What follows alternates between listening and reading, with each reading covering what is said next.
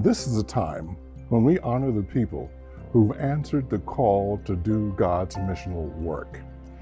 At a time when people of color faced many challenges, they still persevered, so much so that we're able to talk about them today. You'll be surprised to see how we all are deeply connected. Come along with us on this journey as we see how God's mission unfolds. I'm Warren May. I'll be your host. Let's begin. Rev Dr Vseymour Cole arrived in the United States as an immigrant from the Caribbean island of Jamaica in 1952. At age 21, he brought his own rich yet different cultural perspective that initially bode well for him on the campus of the Kansas City College and Bible School, challenged him in the streets of Kansas City, Missouri, and ultimately provided his ministerial niche in the Northeast Bronx, New York. Through victories mingled with frustrating setbacks, Seymour Cole ultimately navigated his way through a socio-political and racial labyrinth to answer God's call faithfully and effectively.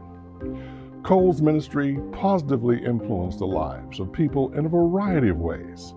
As a leader of exciting and spiritually moving singspirations, as a master memorizer of the scriptures, as a charismatic personality on and off campus, as well as a church planter, Bible study leader, pastor, dad, husband, visionary, mediator, counselor, preacher, and friend.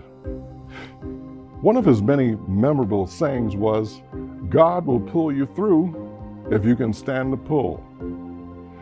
He explored the theological perspectives and religious traditions that have influenced the development of the Wesleyan tradition as a minister of the gospel. From the Anglican Church to the Salvation Army, to the Plymouth Brethren, to the Church of God Holiness, and finally, as the founding pastor of Bronx Bethany Church of the Nazarene, he learned to distinguish these holiness church groups from a theological standpoint and, in some cases, on a very personal and intimate level.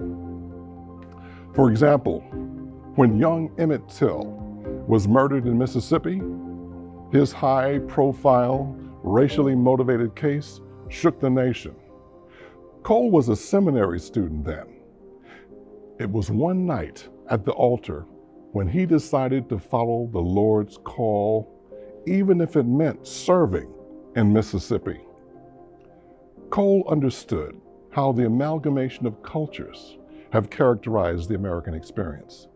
He correctly saw the U.S. as a nation of immigrants in a fluid state of identity where various cultures that mark daily life frequently collide. At the center of Black society was the Black church. In existence for more than 100 years before the Church of God Holiness or the Church of the Nazarene had opened their doors, the Black church served as a beacon of hope for the oppressed masses.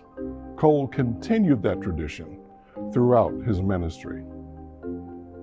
It's been my privilege, pleasure, and honor to have been the host of this Black History Month series. I hope you enjoyed it, but be more than just enjoying it, I hope it was touching your heart, your spirit, your soul, in a way that will call you to action.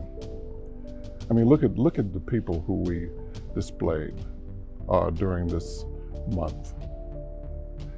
They're just a representation of all the people whose shoulders we stand on. This was just an idea of what has gone on before, the things that people have done, the chances that they've taken, the risks that they've taken, and the accomplishments that they've made that has made it possible for us to enjoy this time together during this very, very important month of the year, where we look back and we try to bring to our remembrance the people who have made a difference in our lives. And you know what? It's also a time for us to reflect on how we can how we can start to make a difference in people's lives. Yes, you doing something that you have been called to do. God has called you to do something amazing, and only you can do it. So you can honor these people by adding your story. What has God called you to do? Think about that. And God bless you. I'm Warren May, and thank you for watching.